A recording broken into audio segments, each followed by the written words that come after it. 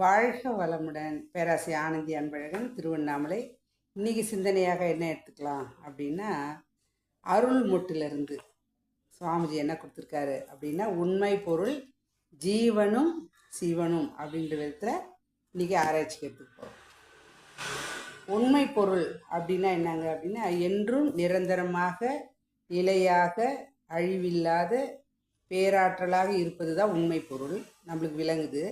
சுவாமிஜி என்ன சொல்கிறாருன்றதை நீ கேட்டுப்போம். பெயர்கள் எல்லாம் நிகழ்ச்சிக்கே, பொருளுக்கல்ல.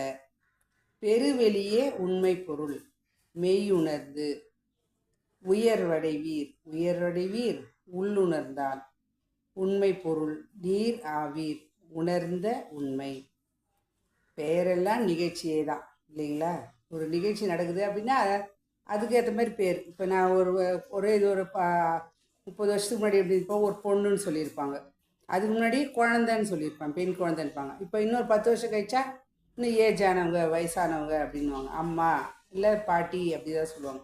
அப்போ எல்லாமே பார்த்தீங்க அப்படின்னா நிகழ்ச்சிக்கு தான் ஒழிய பொருளுக்கு அல்ல. அப்போ உண்மை பொருள் பெருவெளி தான் உண்மை பொருள். எது? இறைவன். அந்த இறைவன் இப்போ இதே தான். இந்த உடல் தான் எக்ஸாம்பிளுக்கு எடுத்துக்கிட்டேன் நான். இப்போ இந்த உடலை எடுத்துக்கிட்டேன். பெண்ணாக இருந்ததும் குழந்தையாக இருந்ததும் இல்லை வயசாக போதும் நாளைக்கு இல்லாமல் போகிறதும். ஆனால் எதுங்க உண்மையாக நடத்திட்டு இருக்குது எல்லாத்தையுமே? உயிர் என்கின்ற பெருவெளியே உண்மை பொருள். இதுதான் உண்மைக்கு ஒரு வழி அப்படின்வாங்க. அப்போ உயர்வடைவீர் உயர்வடைவீர் உள்ளுணர்ந்தால், உள்ள உணர்ந்தாதான் நம்ம என்ன பண்ணுறோங்க, உயர்வடைய முடியும். அப்போ உள்ளுணர்வு பொழுது நம்ம என்ன பண்ணுறோங்க, உயர்ந்து கொண்டே போகிறோம். உண்மை பொருள் நீராவீர் உணர்ந்த உண்மை. அப்போ உண்மையான பொருள் ஒன்று இருக்கவே தான். அதை ஒட்டி தான் பொருள்கள் நிகழ்ச்சிகள் அனைத்தும் நடந்து கொண்டு இருக்கிறது.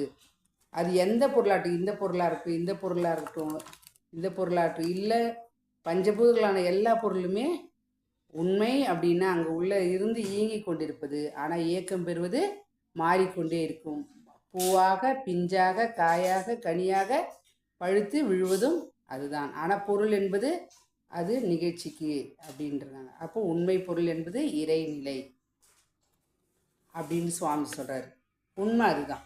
அடுத்தது பார்த்திங்கன்னா ஜீவனும் சீவனும் ஜீவனும் அப்படின்றாங்க. சிவனும் ஜீவனும். சிவன் அப்படின்னா உருவமற்றவன், ஜீவன் என்றால் உருவம் உள்ளவர்கள், அவ்வளோதான். சரி. புத்தகம் போய் மக்கள் பெற்றும் பிறந்தகம் மறவால் போல் சிக்கலுள்ள வாழ்க்கையுள்ளே சிவன்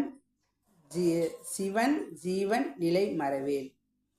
அதாவது ஒரு பொண்ணை கல்யாணம் பண்ணி கொடுத்தோம் அப்படின்னா அங்கே போய் அது அம்மா வீட்டில் மாமியார் வீட்டில் போயிட்டு குழந்தை பிறந்தா கூட அம்மா வீடுனா பெண்களுக்கு எல்லாருக்கும் ஒரு சந்தோஷம் இருக்க தான் செய்யும். ஏன் அப்படின்னா அது இருந்த இடம், வாழ்ந்த இடம், வளர்ந்த இடம், அது எல்லாமே அவங்களுக்குள்ளே இருக்கத்தை செய்ய தான் செய்யும். ஏன்னா அதுதான் அடிப்படை இல்லைங்களா? அதுபோல் பிறந்தகம் மறவாதல் போல் சிக்கலுள்ள வாழ்க்கையில் எவ்வளோ சிக்கல் இருக்கட்டும். சராசரி மக்கள், அதாவது பார்த்தீங்க அப்படின்னா மனவள கலையில் மட்டும் இல்லைங்க, சராசரி வாழ்க்கையில் இருக்கணும் சரி, ஆன்மீகத்தில் இருக்கும் சரி, எல்லாருக்குமே என்ன சிக்கல் இருக்க தான் செய்யுது. வாழ்க்கைனாவே சிக்கல் இருக்க தான் செய்யும். அதை சொல்ல சுவாமிஜி அழகா, பிரச்சனை இல்லாத வீடு இல்லை, அர்ச்சனை இல்லாத கோயில் இல்லை அப்படின்வாங்க. நாமளே சொல்லுங்களே, வீட்டுக்கு வீடு வாசுப்படின்னு சொல்லுவோம் பாருங்க. அதுபோல் சிக்கலுள்ள வாழ்க்கையிலே சிவன் ஜீவன் நிலை மறவேல்.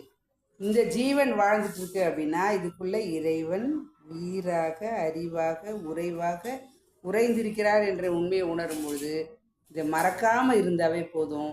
அந்த இறைநிலை நமக்குள் இருப்பதை நாம் உணர்வாக பெறுவோம். அந்த நிலையில் நாம் இன்னைக்கு உண்மை பொருளை உணர்ந்து கொண்டு, அந்த உண்மை பொருள் தான் என்னை நடத்துகிறது, வாழ்த்துகிறது, என்னை உயர்த்துகிறது, வளர்த்து கொண்டிருக்கிறது, காக்கிறது, அழிக்க போதும் அந்த உண்மை பொருள் தான் என்பதை உணர்ந்து தான் சித்தர்கள் எல்லாம் என்ன பண்ணாங்க, உண்மையை உணர்ந்து உண்மையே பிடித்து கொண்டு வாழ்ந்தார்கள். சித்தர்கள் என்றால் என்னங்க, சித் என்றால் உயிர், உயிரை உணர்ந்தவர்கள் அனைவரும் சித்தர்கள் தான்.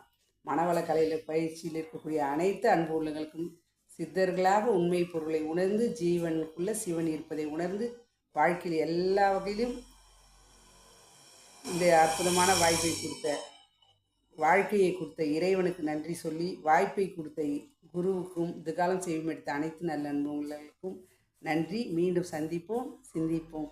வாழ்க வளமுடன்.